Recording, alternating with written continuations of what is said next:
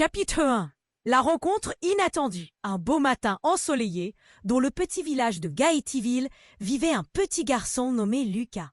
Lucas était un garçon plein d'énergie et d'imagination, toujours à la recherche d'aventures drôles et amusantes. Il avait les cheveux blonds en bataille et de grands yeux pétillants remplis de malice. Ce jour-là, Lucas décida de partir à l'aventure dans la forêt enchantée qui se trouvait derrière sa maison. Il avait entendu dire que des créatures magiques y vivaient, et il était déterminé à en trouver une pour devenir son ami. Avec son sac à dos rempli de provisions et son chapeau de cow-boy sur la tête, il se mit en route, prêt à affronter tous les défis qui se présenteraient à lui. Alors qu'il s'enfonçait plus profondément dans la forêt, Lucas entendit un bruit étrange. C'était un rire si éclatant et contagieux qu'il ne put s'empêcher d'être curieux. Il se dirigea vers le son, enjambant des branches et évitant les buissons épineux. Et là, derrière un grand arbre, il vit un petit être tout vert, avec des cheveux bleus et des yeux étincelants. C'était un lutin. « Ha ha ha, dis donc, tu m'as fait peur, petit lutin !» s'exclama Lucas en souriant. « Ha ha ha, désolé, je ne voulais pas te faire peur. Je m'amusais juste en sautant de branche en branche.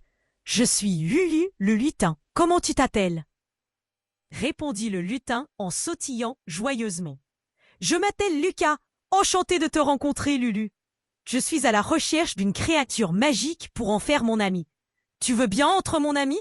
demanda Lucas avec un grand sourire. Le lutin Lulu réfléchit pendant un moment, puis hocha la tête avec enthousiasme. « Bien sûr que je veux être ton ami. On va s'amuser comme des fous, Lucas. » Chapitre 2. Les farces de Lulu. Lulu était les meilleurs amis du monde. Ils passaient leur journée à jouer, à inventer des histoires et à se lancer des défis rigolos. Lulu était un lutin farceur. Il aimait jouer des tours à Lucas et lui faire des blagues hilarantes. Un jour, alors qu'il se promenait près d'un étang, Lulu eut une idée farfelue.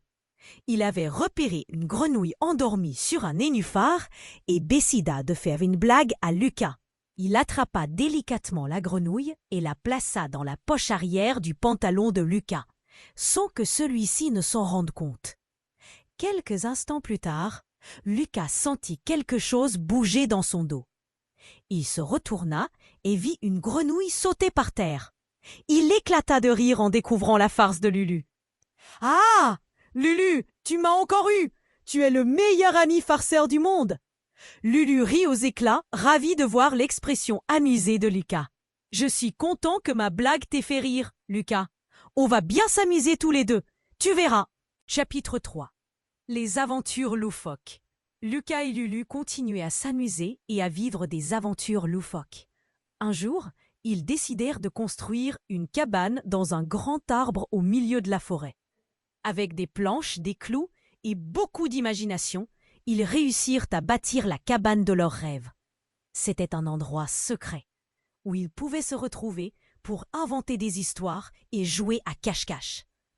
Un autre jour, alors qu'ils cherchaient des champignons comestibles dans la forêt, ils tombèrent sur un champignon géant. Lucas, intrigué, décida de le toucher du bout du doigt. Et là, quelque chose d'incroyable se produisit. Le champignon se mit à grandir à une vitesse folle et se transforma en un immense champignon lumineux. Lucas et Lulu étaient émerveillés devant cette scène magique. « Regarde, Lulu, on dirait un champignon géant, c'est incroyable !» s'exclama Lucas, émerveillé. Lulu, quant à lui, ne put s'empêcher de sauter sur le champignon géant. « Ha ha, regarde, Lucas, je suis le roi des champignons !» Le champignon géant se mit à rire, provoquant un éclat de rire général chez Lucas et Lulu. Ils passèrent des heures à jouer et à sauter autour du champignon géant, s'amusant comme jamais.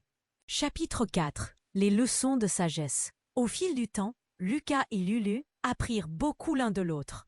Lulu, avec sa sagesse de lutin, enseignait à Lucas les secrets de la nature et de la magie.